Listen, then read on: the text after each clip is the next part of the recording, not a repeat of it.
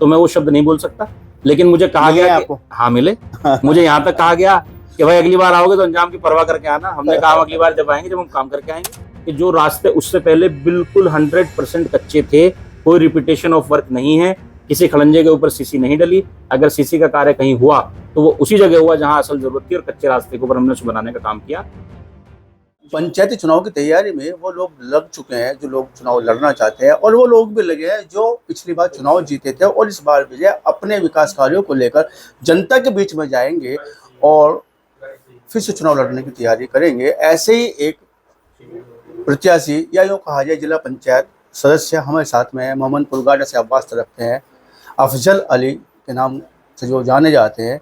वो आज Z news के साथ में बात करेंगे, चर्चा करेंगे, उनके विकास कार्यों पर भी चर्चा होगी और आगामी चुनाव को लेकर भी चर्चा की जाएगी। हालांकि आप हाल फिलहाल में पार्टी बदलने के मूड में है और पार्टी बदल कर आप उस नेता के झंडे को बुलंद करना चाहते हैं जो जनपद में काफ़ी प्रभावी माने जाते हैं, उसकी भी चर्चा की जाएगी। आपका बहुत स्वागत है। आपका भी बहुत बहुत धन्यवाद, और आपके चैनल को, जीडी न्यूज़ को भी बहुत बहुत मुबारकबाद कि आप बहुत अच्छा काम कर रहे हैं अनुज भाई। इसके लिए शुक्रिया। आप विकास कार्य करने में आपको 5 साल पूरे मिले हैं, बहुत आराम से आपने 5 साल गुजारे हैं, जनता के बीच में आप गए, जनता का विकास कार्य किया। कैसा देखते हैं इन 5 सालों को? क्या कुछ चूक रह गई या कुछ बेहतर कराया अपनी जनता के लिए? देखिए 2021 में पंचायत चुनाव जब हुआ और मैं एक नॉन पॉलिटिकल बैकग्राउंड का व्यक्ति पॉलिटिक्स में आया, मैंने चुनाव लड़ा, क्षेत्र की जनता ने अपार प्यार दिया, मोहब्बत मिली और मैं जिला पंचायत सदस्य निर्वाचित हुआ। जब मैं जिला पंचायत की अपनी तैयारी कर रहा था उस वक्त में हमने जब अपने क्षेत्र का दौरा किया तो हमें समझ में ये आया कि मूलभूत सुविधाओं से वंचित बहुत सारे गाँव, मेरा वार्ड नंबर 47 है, उसमें हैं।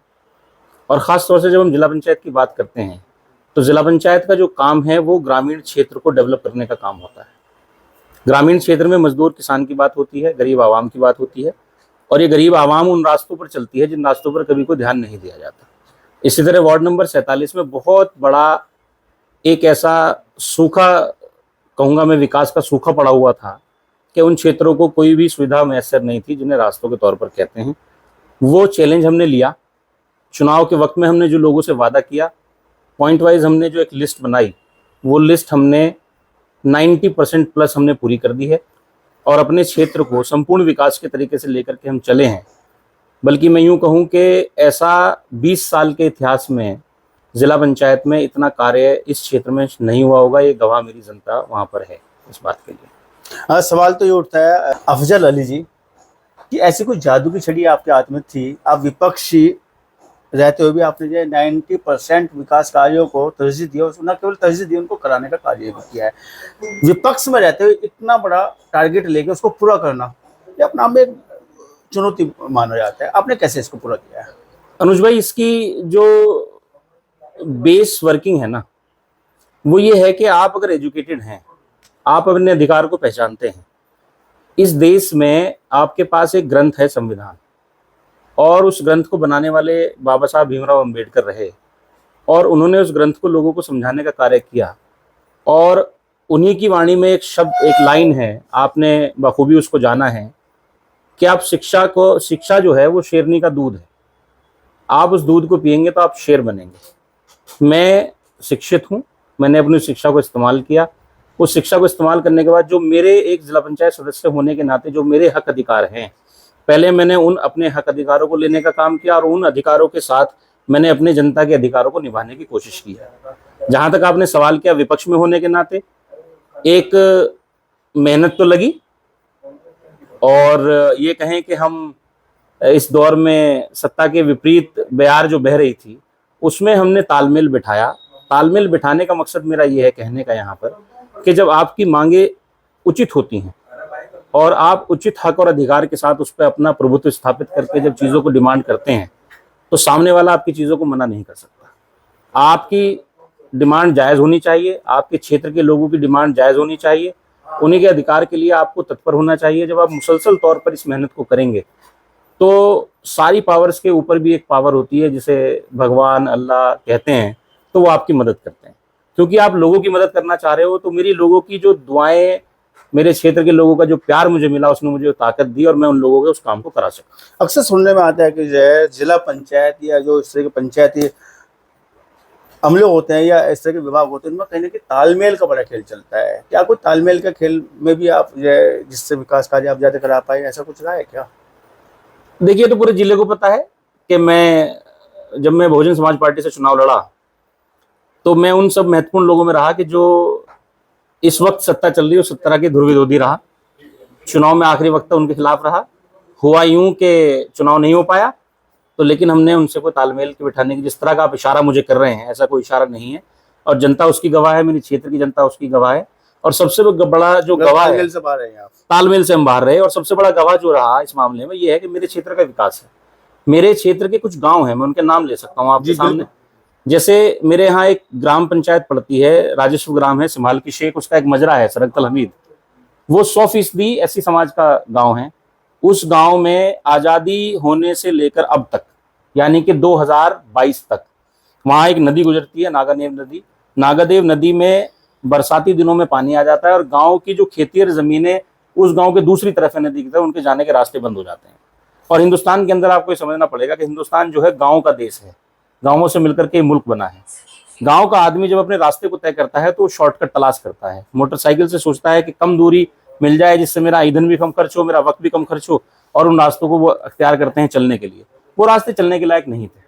जब हम क्षेत्र में गए, सरकतल हमीद गांव में, हमने लोगों से वादा किया कि जब हम बनेंगे तो सबसे पहले हम इस नदी में रफ्ता बनवाएंगे और इसमें एक सीसी रोड बनवा देंगे जिससे आप लोगों को खेतों के दूसरी तरफ, और बल्कि ये रास्ता इतना लंबा रास्ता है कि गागालड़ी से लेकर के जनता जो मोटरसाइकिल से चलती है वो गागालड़ी से मोहद्दीपुर आती है, मोहद्दीपुर से समाल की शेख और सरकतल हमीद होते हुए पुआरका चली जाती है। उनके लिए एक बाईपास का काम करता है।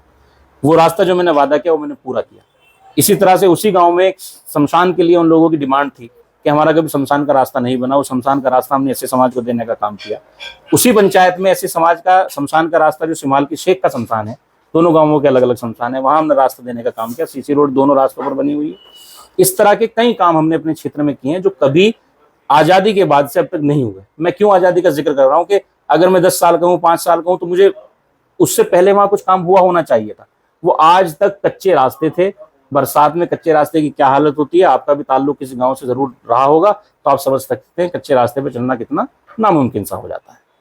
जी, अपेक्षा तो बहुत रहती है आपको लेकर। जो जनप्रतिनिधि बनता है वो किसी भी उसका बना है, चाहे छोटा बीडीसी बनता है या फिर आप जिला पंचायत बनते हैं, तमाम लोगों से अपेक्षा बहुत है, क्योंकि जो वोट देता है उसको वोटर की बड़ी अपेक्षा रहती है आप लोगों के प्रति। लेकिन एज ए जिला पंचायत सदस्य क्या विकास कार्य करा सकता है और आपने क्या कराया और चूक क्या रह गई? देखिए, हिंदुस्तान के अंदर, खासतौर से मैं कहूँ उत्तर प्रदेश के अंदर, जो पंचायत राज व्यवस्था है वो 3 स्तर की होती है। अब यहाँ पर बात वही आती है कि अगर आप शिक्षित और अधिकार को समझते हैं, आप उन चीज़ों को समझते हैं, त्रिस्तरीय पंचायत राज व्यवस्था को इस तरह से डिजाइन किया गया है कि ग्राम पंचायत है, ग्राम पंचायत को निधि दी गई है, वो प्रधान अपनी मर्जी से अपने मेंबरों के बोर्ड में बैठ करके उस निधि को इस्तेमाल करने का तरीका इख्तियार कर सकते हैं, जिससे वो गाँव का संपूर्ण विकास करे, उसमें कंस्ट्रक्शन के काम कराए, रोड डेवलपमेंट के काम कराए। फिर क्षेत्र पंचायत का जिक्र आता है। क्षेत्र पंचायत ब्लॉक प्रमुख जिसको बोलते हैं, वो अपनी निधि के मालिक हैं और एक तरह से मैं कहूँ कि क्षेत्र के विकास के लिए उनको काम करना होगा। ग्राम विकास वही करेंगे। जिला पंचायत का जो काम है उसका दायरा जो है वो गाँवों के बीच का दायरा नहीं है। जिला पंचायत का जो जियो है वो ये कहता है कि आपके गाँव के बीच में आप कोई कार्य नहीं करा सकते। ये चैलेंज हमें आता है। ये चैलेंज हमें आता है कि गाँव का जो सीधा साधा भोला वाला आदमी है जिसने हमें वोट दिया, वो तो समझता है कि मेरे घर के सामने का भी विकास जो है जिला पंचायत सदस्य को करना चाहिए, क्योंकि जाते भी लोग वही है जहाँ काम होता है। जब उन्हें दिखता है कि खेत में, खलिहान में, बाहर गांव की आउटर बॉडी में इतने काम हो रहे हैं, तो गांव के इनर सर्कल में काम कैसे होंगे, अंदर के काम कैसे होंगे। लेकिन वहाँ हमारे हाथ कट जाते हैं, वहाँ हम मजबूर हैं। वहाँ हमें जरूरत पड़ती है ग्राम पंचायत की और क्षेत्र पंचायत की, जिसके ऊपर हमारा कोई अधिकार नहीं होता है। लेकिन कोशिश करके कुछ काम को कराने की कोशिश की जाती है, लेकिन उसमें हम अपनी जबान और अपने वादे को नहीं निभा सकते, क्योंकि गांव के बीच का विकास जो है वो ग्राम पंचायत और क्षेत्र पंचायत के पास। आउटर में आप काम कर सकते हैं। हम सिर्फ रूरल एरिया में काम कर सकते हैं। हम एक गांव से दूसरे गांव को सड़क को जोड़ने का काम कर सकते हैं। किसी गांव के पानी को गांव से निकाल करके बाहर ला करके निस्तारण करने का कार्य कर सकते हैं, नाला बना सकते हैं और तमाम चीजें जी, ये चीजें हम कर सकते हैं। हम गांव के बीच में कोई सड़क, नाली, खड़ंजा, सीसी रोड नहीं बना। लेकिन यहाँ पे एक बात आती है अफजल जी, कितने तो आपके वार्ड में गांव हैं जी, और कितना विकास कार्य करा पाए? मैं बात कर रहा हूँ निधि को आप यह कितना इस्तेमाल कर पाए। जो आपको निधि तो आपकी नहीं होती, वो तो ये हाँ, आप बोर्ड से जो प्रस्ताव करते हैं जी, होता है, उसमें यह लगभग कितना विकास कार्य करा पाए? देखिए, एक गांव का मैंने जिक्र कर दिया जी। इसी तरह से मेरे क्षेत्र में अगर मैं टोटल गांव गिनाऊं तो ये टोटल कितने रहते हैं? अमूमन 14 गांव मेरे पास हैं। जी। अगर गांवों के नाम आप गिनना चाहें तो सबसे पहली पंचायत समाल की शेख से हम शुरू करते हैं। समाल की शेख एक राजस्व ग्राम है, मोहम्मदपुर गाड़ा है, मोहिउद्दीनपुर है, छजपुरा है, उग्राहो है, कैलाशपुर है, दिनारपुर है, गागलहेड़ी है, मक्केबास है और हरोड़ा मुस्तहकम। ये राजस्व ग्राम है। इनके साथ कुछ मजरे भी लगते हैं, जैसे समाल की में सरकतल लगता है, छजपुरे में पठानपुरा और टोटल ठोकरपुर 20 के लगता है। आसपास रहे होंगे। हाँ, लगभग इतने गांव हमारे पास आते हैं। और क्षेत्र में विकास करने की बात यह है, मैंने फिर से बात अपनी दोहरा दूं कि उन 15 सालों में, मुझसे पहले वाले 15 सालों में उतना विकास कार्य नहीं हुआ जितना मैंने कराया है। वो ऑन रिकॉर्ड है, आप निकाल करके देख सकते हैं। कोई भी गांव मेरे यहाँ ऐसा नहीं बचा जिसमें कम से कम 2 या 3 काम मैंने अपने इस जिला पंचायत कार्यकाल में ना कराए हों। और मैंने सारे वो काम कराए कि जो रास्ते उससे पहले बिल्कुल 100% कच्चे थे। कोई रिपीटेशन ऑफ वर्क नहीं है, किसी खड़ंजे के ऊपर सीसी नहीं डली। अगर सीसी का कार्य कहीं हुआ तो वो उसी जगह हुआ जहां असल जरूरत थी, और कच्चे रास्ते के ऊपर हमने उसे बनाने का काम किया। तो हम ये कह सकते हैं कि हमें रिपीटेशन ऑफ वर्क में कहीं भी कुछ नहीं किया है, सारा नया डेवलपमेंट है। और वो डेवलपमेंट इसलिए मैं नया उसको शब्द दे रहा हूं कि वहां असल में उन लोगों को जरूरत थी तो वहां तक वो विकास पहुंचा है। अफजल जी, लोग बाग कहते हैं मैंने इतने करोड़ के कार्य करा दिए, लेकिन अफजल जी क्या कहेंगे इस बात को लेकर? देखिए, अगर आप इसको वैल्यू के तौर से देखना चाहते हैं तो किसी भी चीज की वैल्यू 2 तरह से आंकी जाती है कि आपने रुपए की शक्ल में कितना खर्चा करा दिया सरकार का, जो लोगों तक पहुंचा और उनका विकास हुआ। और एक उसकी वैल्यू ये होती है कि कितनी महत्ता उन लोगों की नजर में थी कि वो काम जो हुआ है कि उसकी वैल्यूएशन क्या है। तो महत्ता के तौर पर तो आपको मेरी जनता बताएगी, आप मेरे क्षेत्र में जाकर के बात कर सकते हैं। मैं अपनी जबान से उसको नहीं कहना चाहूंगा। जिन लोगों को उसका फायदा पहुंचा है वो अपने फायदे को बताने का काम करेंगे। जहां तक बात आती है वैल्यू की, जो गवर्नमेंट ने अपने टेंडर के थ्रू काम हमने कराया है, तो मोरलेस 4 करोड़ रुपए का काम मैं अपने क्षेत्र में करा 4 करोड़ तक आपने वहाँ पे कार्य कराया। लेकिन अब आपसे फिर जनता के बीच में जाएंगे। जी। वादे, विकास जी। या चेहरा? देखिए, वादे नहीं है अब तो रिजल्ट है। हमने जो वादे किए हमने वो पूरे कर दिए। हम तो अपना रिपोर्ट कार्ड लेके जाएंगे कि भाई आपके गांव आए थे, आपसे 2 काम और 2 वादे करके गए थे, ये हमने पूरे कर दिए। हमें अगली टास्क लिस्ट दे दो, हमें चुन करके भेजो, अगले 5 साल में ये टास्क हम पूरी कर देंगे और फिर से हम रिजल्ट लेकर के आपके बीच। मतलब वो वाली बात है कि जब पहले रिजल्ट बढ़िया रहा तो आगे भी अच्छा रिजल्ट देंगे आप। देखिए, मैंने कहा ना कि मैंने वादे किए, मैंने वादे पूरे कर दिए। आप दिनारपुर गांव में जाइए। जब दिनारपुर गांव में पहुंचे, मैं छोटा सा किस्सा आपको बता दूं, तो वहां लोगों की नाराजगी थी। उन्होंने कहा साहब हम हमेशा वोट देते हैं, हमारा काम नहीं होता, ये नहीं होता, वो नहीं होता, बहुत सारी बातें हुई। और जब जनता आपके सामने होती है तो कई बार ऐसे शब्दों का भी इस्तेमाल होता है जो व्यवहारिक नहीं होते, तो मैं वो शब्द नहीं बोल सकता।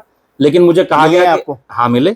मुझे यहाँ तक कहा गया कि भाई अगली बार आओगे तो अंजाम की परवाह करके आना। हमने कहा अगली बार जब आएंगे जब हम काम करके आएंगे। तो दिनारपुर गांव के बीच, तो डर गए आप? नहीं, डरना नहीं है। देखिए, डरना नहीं है। चुनाव जो है, जनता तो डरना पड़ता है सर। चुनाव नहीं, डरिए मत, डरने की क्या जरूरत है। जनता कितना, जनता सवाल पूछती है ना। जनता सवाल इसलिए पूछती है कि वो आपको प्यार करती है। पहले जब उसने अपने प्यार से नवाजा, आपको वोट दे दिया, तो उनका हक बनता है सवाल पूछने का। अगर मैंने उनके हक तलफी की है तो मैं जवाब नहीं दे पाऊंगा, मैंने हक तलफी नहीं की तो मैं जवाब दूंगा। दिनारपुर गांव ने मुझे काम दिए। उन्होंने कहा साहब हमारे यहाँ शमशान का रास्ता नहीं बनता। शमशान का रास्ता गांव से बीच से लेकर के और शमशान तक 330 मीटर की सीसी है। मैंने सिंगल शॉट डलवाई है एक ही बार में। 19 लाख रुपए का काम उस गांव जनता कुछ, जनता बताएगी, वाह वाह हो गई, जनता बताएगी, नारे हो गए। नारे की जरूरत ही नहीं होती है, नेता थोड़ी, हम तो सेवक हैं। देखिए, नारों की जरूरत पड़ती है नेताओं को, हम तो सेवक हैं। अफजल भाई, सीधा आपकी तरफ एक सवाल आ रहा है, हाथी में क्या चूक हो गई? सवारी छोड़ दी और हाथ का पंजा इमरान भाई के साथ आप पकड़ने जा रहे हैं, कारण क्या? आपसे तो चुनाव जीते हैं और जिला पंचायत तक पहुंचाया आपको हाथी ने। देखिए, जो सवाल आपने किया, हालांकि अभी तक ये अभी गर्भ में है, विस्फोटक सामग्री अभी ये गर्भ में है, आप कह रहे हैं अभी तो ओपन नहीं हुआ है जी। मैं ये अभी इसके ऊपर बहुत ज्यादा ना कह करके, मेरा मिजाज नहीं है। सवारी तो छोड़ दी ना। सवारी छोड़ दी या सवारी को छोड़ना पड़ा जी, इन दोनों बातों में फर्क है जी। देखिए, एक विचारधारा की लड़ाई है। मान्यवर काशीराम ने मेहनत करी और एक समाज को आधारभूत ढांचा दे दिया और फिर कहा कि अब इसके ऊपर बिल्डिंग बनाइए। कहीं ना कहीं बहुजन समाज पार्टी शायद उस धारा से चूक गई, और अगर ना चूकी होती तो हम कुछ रिजल्ट देख रहे होते। इमरान मसूद का जवान बोल रहे हैं आप? नहीं, मैं इमरान कोई मसूद की भाषा बोल जबान, रहे हैं जो इमरान भाई बोलते हैं कि इमरान यार, भाई की भाषा, क्या आप भी किताब नहीं खरीद पाए क्या? नहीं मैं बता तो रहा हूँ, नई किताब खरीदने की जरूरत नहीं है। देखिए सुनिए, सच्चाई जो है वो कितनों भी मुंह से निकलेगी, एक ही निकलेगी, ठीक है। उसमें कुछ तब्दीलियां नहीं हो सकती। शब्द बदल सकते लेकिन भाव नहीं बदलते। मैंने कहा ना, आधारभूत ढांचा होता है हर एक चीज का, वो ढांचा हमें मिल नहीं पाया। हम शायद अपनी जो बेस लाइन है उससे भटक गए। हमें समाज के उत्थान के लिए काम करना है। समाज का उत्थान आप तब कर सकते हो जब आप सक्षम हो। सक्षम होने के लिए पहला जो कदम है वो शिक्षित होना है। दूसरा कदम यह है कि आपको अपने अधिकारों पर खड़ा होकर के उसकी डिमांड करनी है। जब मैं पद पे हूंगा तभी मैं डिमांड करूंगा। आज मैं पद पे हूं, मैंने अपने लोगों का काम किया। कोशिश यही है, पार्टी लाइन की हम बात नहीं करेंगे कि जिस लाइन पे मैं पहले था मैं उसी लाइन पे आज भी हूँ। पहले भी अपने लोगों के साथ था, आज भी मैं अपने लोगों के साथ हूँ। तारीख तो 2 नवंबर रहेगी, प्रोग्राम भी बड़ा रहेगा। गाँव मोहम्मदपुर गाड़ा में बड़ा प्रोग्राम होने जा रहा है। आप इनवाइटेड हैं, आप आइए। नहीं, मैं भी आऊंगा, वो तो हम लोग भी आएंगे, नेताजी भी आएंगे। और लेकिन साथ साथ यहाँ पे एक बात है, क्या नेताजी से आश्वासन मिल चुका है जनता के बीच में दोबारा जाने का? देखिए, मैं टिकट के लिए नहीं जाता हूँ जहां भी जाता हूँ। अगर आप बहुजन समाज पार्टी का जिक्र कर रहे थे तो माननीय विधायक जगपाल सिंह जी, चुनाव तो लड़ेंगे आप? बिल्कुल लड़ूंगा, बिल्कुल जाऊंगा। टिकट की आप बात नहीं करें, वही वाली बात है कि यार कहना भी ना पड़े, सब कुछ मिल जाए। नहीं, बिना रोए तो माँ भी दूध नहीं पिलाती बच्चे को। तो नेताजी ने आश्वासन दे दिया इसका मतलब? देखिए ऐसा है, ये चीजें मैंने कहा ना, आपको बता रहा है। नहीं, मेरी आदत है मुस्कुराने की। और दूसरी चीज एक और है, देखिए आपकी मेहनत को हर एक आदमी देखता है। आपका जो रिजल्ट ऑब्जर्वर है, अगर आपका रिजल्ट अच्छा है तो एग्जामिनर को दिक्कत नहीं आती मार्क्स देने में। और जब आपको मार्क्स अच्छे मिल जाते हैं तो आपका रिजल्ट पॉजिटिव आता है। देखिए मुस्कुराहट की वजह क्या है? मुस्कुराहट की वजह यह है कि मेरे दिल को इस बात की तसल्ली है कि मैं लोगों की खिदमत कर पाया। मैंने जो वादा किया वो मैंने पूरे कर दिए। अगर मैं वो वादे पूरे नहीं करता तो मेरे दिमाग में, मेरे दिल में वो गिल्ट होता, मुझे पश्चाताप होता। मुझे ये लगता कि यार मैं उन लोगों को क्या जवाब दूंगा क्षेत्र में जाकर के, जिन लोगों के सामने मैं नजर में नजर मिला करके और ये कह के आया कि अगली बार आऊंगा तो सुरखरू होके आऊंगा। सुरखरू होके जाने की तमन्ना है मेरी, क्योंकि मैंने वो काम पूरे कर दिए। जब मैंने पूरे कर दिए तो मुस्कुराहट है। आपको पश्चाताप होगा तभी ना मुस्कुरा पाएंगे आप। ऐसा कुछ मुस्कुरा पाएंगे क्या? नहीं मुस्कुरा पाएंगे। पश्चाताप नहीं है इस दिल में, अंदर ठोस तसल्ली है इस बात की कि मैं अपने लोगों के काम कर पाया। नेताजी ने तो पहले भी कहा होगा, आओ चलो चलते हैं, अब चल कांग्रेस की तरफ चलते हैं। जब नेताजी ने बसपा छोड़ी थी उस समय क्यों नहीं मानी आपने बात? नहीं, उस वक्त मैं उनके संपर्क में नहीं था। अच्छा, संपर्क में नहीं थे जी। अब आ गए शायद, इसीलिए तो हम 2 तारीख का प्रोग्राम कर रहे हैं।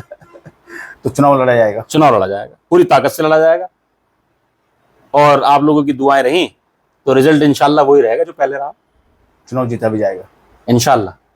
चलिए, तो इस हमारे साथ में अफजल अली जी, और बहुत अच्छा विकास कार्य की बात उन्होंने कही है। 4 करोड़ के आसपास का उन्होंने विकास कार्य कराए हैं उस क्षेत्र में जहां आज़ादी का सूरज अभी तक नहीं पहुंचा था।